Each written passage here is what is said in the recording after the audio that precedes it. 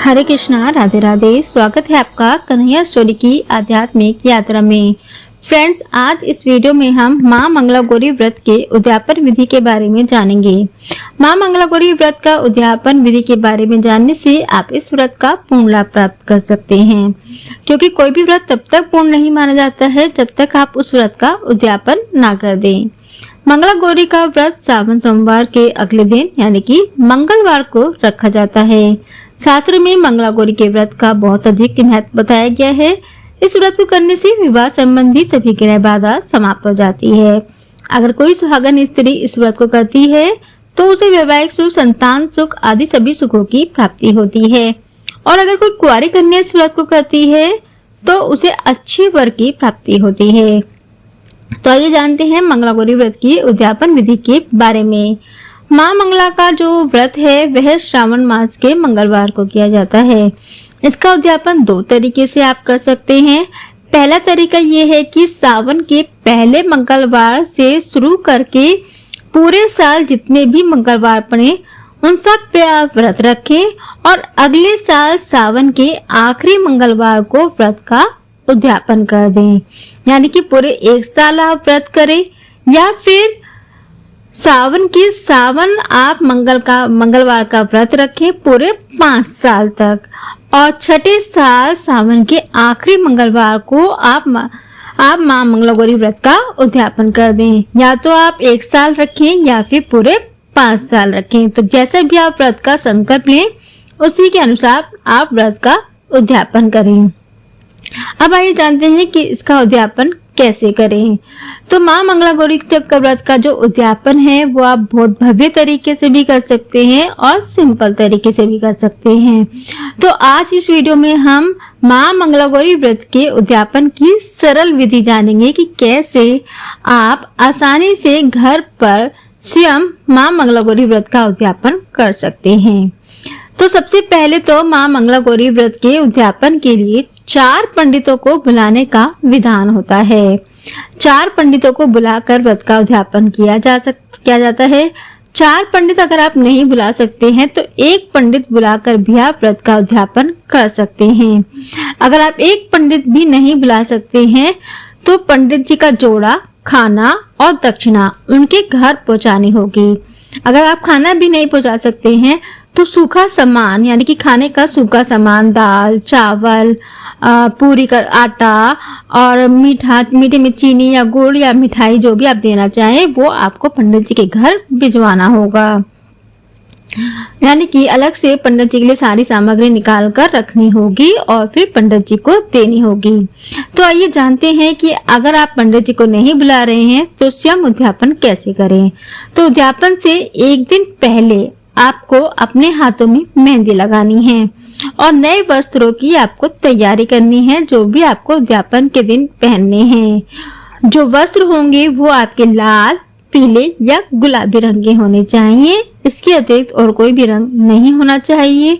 और माँ मंगला गौरी को भी जो आपको वस्त्र अर्पित करने हैं उनका रंग भी लाल, पीला या गुलाबी होना चाहिए। अगर आप व्रत का उद्यापन जोड़े के साथ करें तो बहुत अच्छा शुभ माना जाता है। तो कोशिश करें कि जोड़े के साथ ही पूजा करें। कुंवारी कन्या माता पिता के साथ पूजा करें। और व्रत से 1 दिन पहले ही आपको 16 सुहागिनों को निमंत्रण देना होता है जिमाने के लिए। और 16 सुहागिनों के लिए अलग अलग 16 श्रृंगार पिटारी बनानी होती हैं, जिसमें हर एक पिटारी में 1 साड़ी, 16 श्रृंगार का सामान और 1 लड्डू रखा जाएगा। माँ मंगला गौरी व्रत के उद्यापन में समस्त सामग्री लेना जरूरी होता है। व्रत में चाहे सामान कम भी हो पर उद्यापन में समस्त सामग्री होनी चाहिए। माँ मंगला गौरी के श्रृंगार के सामान में बिछुए और टीके यह जरूर लेना होता है। टीका आपकी सामर्थ्य है तो सोने का ले, अदरवाइज आर्टिफिशियल भी ले सकते हैं। बिछुए कोशिश करें कि चांदी के ही लें। अगर बजट कम है तो आप हल्के हल्के से चांदी के बिछुए भी ले सकते हैं। तो ये चीज जरूर लेनी होती है। माँ मंगला गौरी मैया के लिए 16 श्रृंगार का सामान जिसमें बिछुए और टीके जरूर लेना है। उसके बाद अगले दिन सबसे पहले माँ मंगला गौरी व्रत का उद्यापन करने वाली महिला या कन्या को सुबह जल्दी उठना चाहिए। उसके बाद नहाकर लाल वस्त्र धारण करने चाहिए। उद्यापन के दिन व्रत भी रखें। इसके बाद माँ मंगला गौरी व्रत की तरह से ही विधिवत पूजन करें। चौकी पर लाल कपड़ा बिछाना है, 16 मातृका और 9 ग्रह बनाने हैं। कलश के नीचे अष्टदल कमल बनाना है। अगर आप पूजा में अष्टदल कमल सफेद चावल से बनाते आए हैं तो कोई बात नहीं, लेकिन उद्यापन में लाल रंग के चावल से अष्टदल कमल बनाकर कलश की स्थापना करनी है। हल्दी से या मिट्टी से माता मंगला गौरी बनानी है और चोम की दिया और 16 आटे के दीपक पहले के जैसे ही बनाने हैं। पूजा विधि वैसी ही रहेगी। पहले गणेश जी का पूजन करें, फिर 16 मातृका का पूजन करें, उनको तिलक करें, वस्त्र स्वरूप कलावा अर्पित करें, नवग्रह का पूजन करें, फिर भगवान शिव जी का बेल पत्र, भांग, गंगाजल, चंदन, फूल आदि से पूजन करें। फिर माता पार्वती को अक्षत, कुमकुम, फूल, माला, 16 श्रृंगार की सामग्री, सुहाग की पिटारी, लाल चुनरी, धूप, दीप, नैवेद्य आदि अर्पित करें।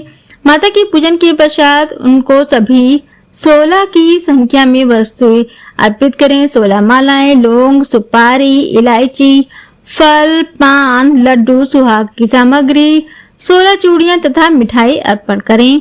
इसके अलावा 5 प्रकार के सूखे मेवे, 7 प्रकार के अनाज धान्य जिसमें गेहूं, उड़द, मूंग, चना, जौ, चावल और मसूर आदि चढ़ाएं। पूजन के बाद मां मंगला गौरी की कथा सुने। 16 श्रृंगार पिटारी और माता की श्रृंगार मंगला गौरी की श्रृंगार पिटारी यानी कि टोटल 17 पिटारी पर तिलक करेंगे। 16 सिंहांगनों के पैर धोएंगे, उनको तिलक करेंगे और माँ को लाल वस्त्र और श्रृंगार के सभी सामान अर्पित करेंगे। माँ मंगला गौरी के हवन में पूरे परिवार को सम्मिलित होना चाहिए। हवन के बाद माँ मंगला गौरी की आरती करें। माँ मंगला गौरी की आरती उतारने के बाद सभी में प्रसाद वितरित करें। सभी पूजन विधि संपन्न करने के बाद माँ गौरी से किसी भी प्रकार के लिए भूल के लिए क्षमा मांगे। इसके बाद पुरोहित जी और सभी 16 स्त्रियों को भोजन कराएं। भोजन मीठा होना चाहिए। खीर, मीठी पूरी, परांठा कुछ भी आप बना सकते हैं, हलवा कुछ भी। इसके बाद आप उनको श्रृंगार पिटारी देंगे और दक्षिणा देकर विदा करेंगे। आपको भी मीठा भोजन करना है।